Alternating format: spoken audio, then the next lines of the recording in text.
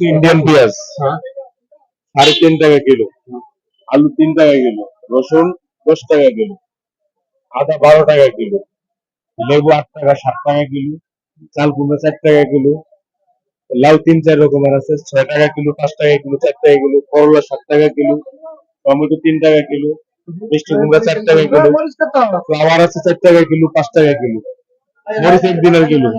আর বাংলাদেশ থেকে কয়েক হাজার কিলোমিটার দূরে ছোট্ট আরেকটি বাংলাদেশ এই মুহূর্তে আপনাদের সাথে আমি পরিচিত করে দেব। আর এটি হচ্ছে বাহরাইনের রাজধানী মানামা। চলুন তাহলে চা খেয়ে খেয়ে বেরিয়ে পড়ি আর দেখি ওখানকার পরিবেশ কেমন। আমার সামনে আপনারা দেখতে পাচ্ছেন বাহরাইনের একমাত্র পাবলিক ট্রান্সপোর্ট বাহরাইন বাসের মানামা বাস টার্মিনাল। আর এখানে হচ্ছে বিভিন্ন শহর থেকে হাজার হাজার প্রবাসী বা স্থানীয় মানুষ ছুটির দিনে বা বিশেষ কাজে রাজধানীতে আসতে হলে বা যাদের প্রাইভেট ভেহিকেল নেই তাদের একমাত্র ভরসাস্থল বাহরাইন বাস। আমরা সামনের দিকে অগ্রসর হইতেছি। এখানে আমাদের প্রবাসী ভাইয়েরা তাদের ক্লান্তি দূর করতে ক্রিকেট খেলতেছে।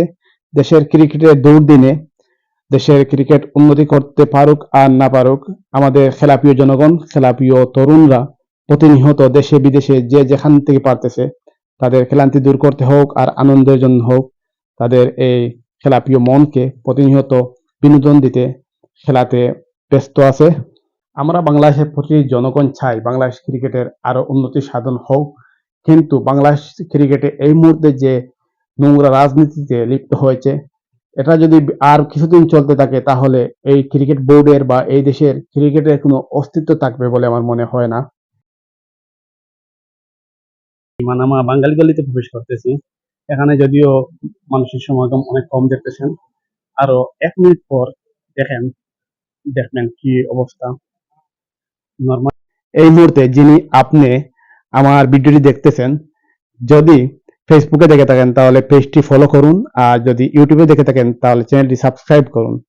ভালো লাগা ভালোবাসা একদিনে হয় না, দেখতে থাকুন আর পাশে থাকুন, দেখতে দেখতে ভালো লাগা ভালোবাসা হয়ে যাবে। দেখেন যত ভিতরে প্রবেশ করতেছি তত এই জনসমাগম বেশি হচ্ছে। এটা আরো শুনতে দিলে এজন্য এটা দূর পর্যন্ত। এই মুহূর্তে আমি টোটালি বাঙালি গলিতে প্রবেশ করে ফেলেছি। আর এখানে দেখেন বাংলাদেশের যে জনসমাগম প্রচুর প্রচুর সংখ্যা। সংখ্যা বললে হবে এটা বুঝতে পারছি, কিন্তু এখানকার যে সবকিছু হচ্ছে শব্দ। আর এগুলো হয়তো বা বাংলাদেশের চেয়ে কম প্রাইজে এখানে পাওয়া যায়, এটাই হচ্ছে বাস্তবতা।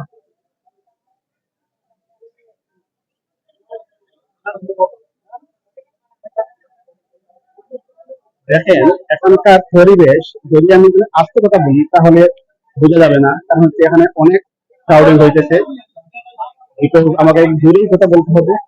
আর এজন্য না ভাই, একজন প্রবাসী ভাইয়ের দোকান ওইটা। আর ওখানকার সবজিগুলো অনেক টাটকা, হয়তো বা আমাদের দেশে হয়তো টাটকা সবজি পাওয়া যাবে কিনা ওইটা সন্দেহ আছে।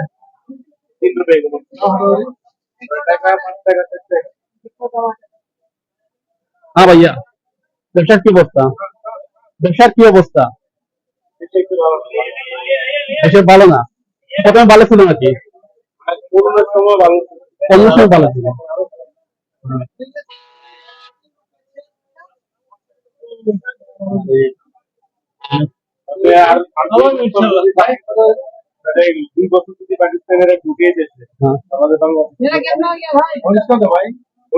উনি বলতেছেন যে পাকিস্তানি যারা ওনারা অনেক বেশি ঢুকতেছে, যার কারণে একটু সমস্যা হইতেছে।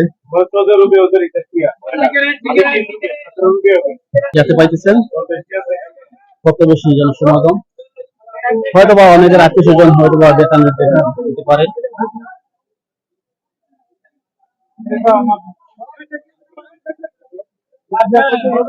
আমরা এ পর্যায়ে বাড়ির কাছ থেকে সবজির দাম থেকে বুঝে নেব বাংলাদেশের সাথে ওখানকার সবজির কতটুকু ডিফারেন্স তার জানার জন্য আমি ভাইকে অনুরোধ করতেছি। ভাইয়া, ওখানকার সবজিগুলোর সাথে বাংলাদেশের সবজির দরের কেমন পার্থক্য? দেখেন আমি কিলোটা বলি আপনাকে, পেঁয়াজ হচ্ছে ইন্ডিয়ান পেঁয়াজ হ্যাঁ, 3.5 টাকা কিলো, আলু 3 টাকা কিলো, রসুন 10 টাকা কিলো, আদা 12 টাকা কিলো, লেবু 8 টাকা 7 টাকা কিলো, চাল কুমড়া 4 টাকা কিলো, লাউ 3-4 রকমের আছে, 6 টাকা কিলো, 5 টাকা কিলো, 4 টাকা কিলো, করলা 7 টাকা কিলো, টমেটো 3 টাকা কিলো, মিষ্টি কুমড়া 4 টাকা কিলো, ফ্লাওয়ার আছে 4 টাকা কিলো, 5 টাকা কিলো, মরিচ 1 দিনের কিলো, আর ক্যাবেজ হচ্ছে আপনার পিস 5 টাকা 4 টাকা, কাঁচা মরিচ 1 দিনের কিলো। এই হচ্ছে বাহারানের সবজি। কচু আছে 5 টাকা কিলো। এটা বাংলাদেশের সাইতে বাংলাদেশের যে দর বর্তমানে ওইটা থেকে এখানকার দর কি কম? আসলে আপনার কাছে কেমন মনে হয়? 3.5 টাকা হলো। তো বাংলাদেশে পেঁয়াজের কিলো কত এখন আমি জানি না, তবে এখানে 3.5 টাকা।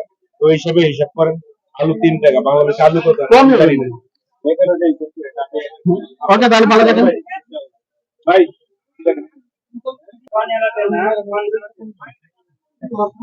উনি আমাদের বাংলাদেশের ভাই, ওনাকে আমি জিজ্ঞেস করেছিলাম ওখানকার সবজির মূল্য বাংলাদেশের চাইতে কম না বেশি। উনি ওখানকার প্রাইস বলেছেন, কিন্তু ওটা হয়তো বা আপনারা মিলিয়ে নেবেন। কারণ ওই যে ওখানকার 1 টাকা সমান যদি বাংলাদেশের 30 টাকা, তাহলে উনি যে 3 টাকা বললেন আপনারা হিসাব মিলিয়ে নেবেন ওখানকার পরিবেশ আর ওখানকার দরের সাথে কতটুকু পার্থক্য হতে পারে। এখানে যত ভিতরে আমি প্রবেশ করবো তত বেশি জনগণের ভিড়। আর এই ভিড়ের ভিতরে এখানকার ছোট ছোট দোকানগুলা, অর্থাৎ কিছু মানুষ অস্থায়ী বিজনেস করে, ওরাই হচ্ছে এখানকার। হ্যাঁ ভাই, হ্যাঁ ভাই বলেন। আম, ওটা কোন দেশি ভাইয়া? বাহারানি আম? এটি হচ্ছে ওই ভাই বলতেছেন ওই যে বাহরানি আম, কি টাটকা দেখেন। আমার সবজিগুলো মূলত অনেক টাটকা, দেখে এসে নিতে পারেন।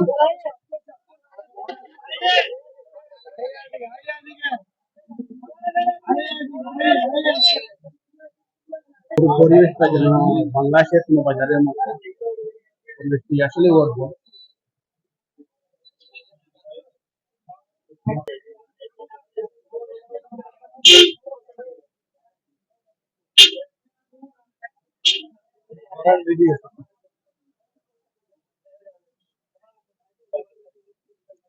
এগুলো হচ্ছে অরেঞ্জ, বাংলাদেশি ব্যবসায়ী ভাই, ওরা পানি সবজি দিতেছেন।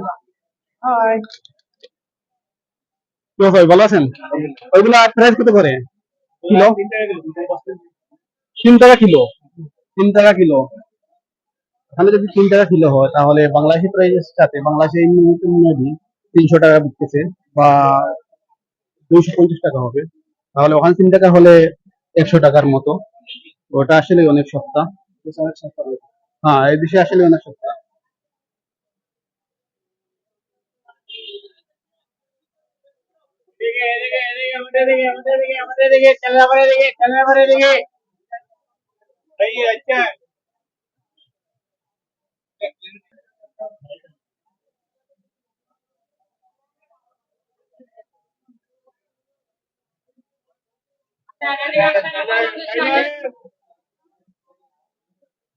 এখানকার সবজিগুলো বাংলাদেশের মতোই অনেক তরতাজা এবং টাটকা, দেখতে অনেক ফ্রেশ মনে হইতেছে।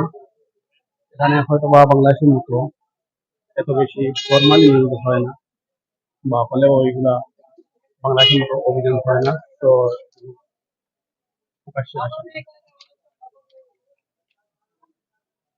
ভাইয়া, সবজির দাম কত বাংলাদেশি? কোনটা বাংলাদেশি? ওই পটল বাংলাদেশি? দেখেন, এগুলো হচ্ছে বাংলাদেশি। ওই ভাই ব্যবসায়ী ভাই বলতেছেন ওই কাঁকল, পটল বা ওখানকার এক তৃতীয়াংশ সবজি হচ্ছে বাংলাদেশি। এখানে কি বেশি বাংলাদেশি সবজি আসে? বেশি বাংলাদেশি আসে। বিদেশে কি অবস্থা বর্তমানে? এমনি দাও দাও।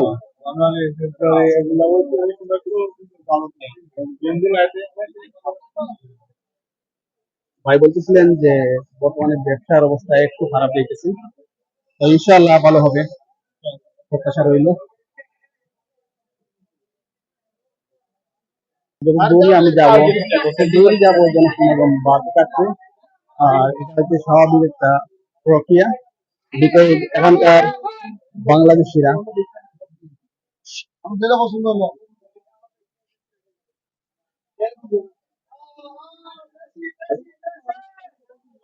এখানকার শাক সবজিগুলো অনেক টাটকা, যেতে পেরেছেন।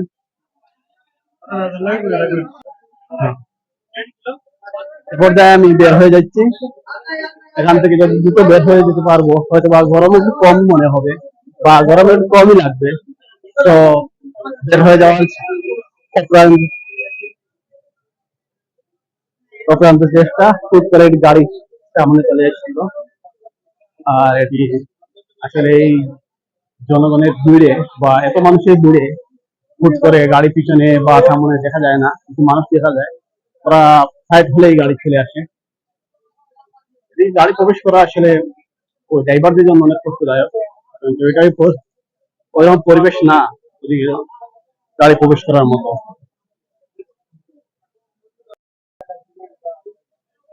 টাটকা সামুদ্রিক মাছ,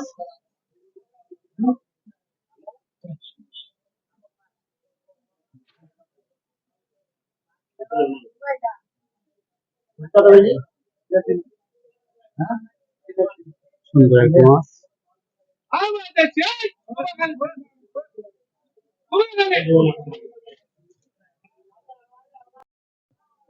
প্রচন্ড গরমের ভিতরে এই আমার কাঠ গুলোকে কিছু অংশ বিশেষ করতেছি, আর এটির জন্য আমাকে প্রচুর গরমের মধ্যে ঘুরতে হইতেছে।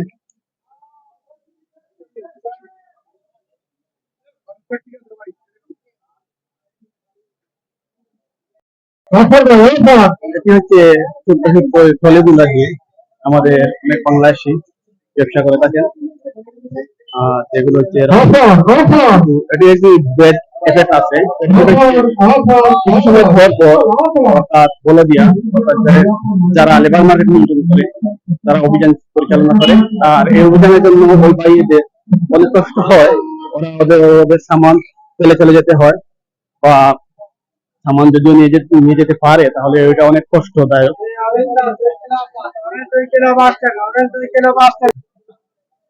1 মিনিট আগে যে বিষয়টি বলেছিলাম যে ওখানকার ব্যবসায়ীদের জন্য, ছোট ছোট যারা অস্থায়ী বিজনেস করে তাদের জন্য বড় একটি প্রবলেম হচ্ছে, ওখানকার যারা এই মার্কেট নিয়ন্ত্রণ করে বা ওখানকার যে অথরিটি, তারা অভিযান পরিচালনা করে। কথা বলতে বলতে এই অভিযান পরিচালিত হয়ে গেছে, এজন্য আমাদের ছোট ব্যবসায়ী ভাইয়েরা পালিয়ে যেতেছে বা ওদের সামান নিয়ে একটু নিরাপদ গন্তব্যে পৌঁছার চেষ্টা করতেছে। 1 মিনিট আগে যখন আমি এদিকে দেখছিলাম, এখানকার ব্যবসায়ীরা বাইরে ছিল, কিন্তু এ পর্যায়ে সবাই ভিতরে প্রবেশ করতে হয়েছে, এটাই হচ্ছে স্বাভাবিক। অনেকক্ষণ পর আমি বের হয়ে, বাঙালি গলি থেকে বের হয়ে এই মুহূর্তে আছি বাহরাইনের মানামা বাস স্টপ, আর ওখান থেকে আমি আমার গন্তব্য।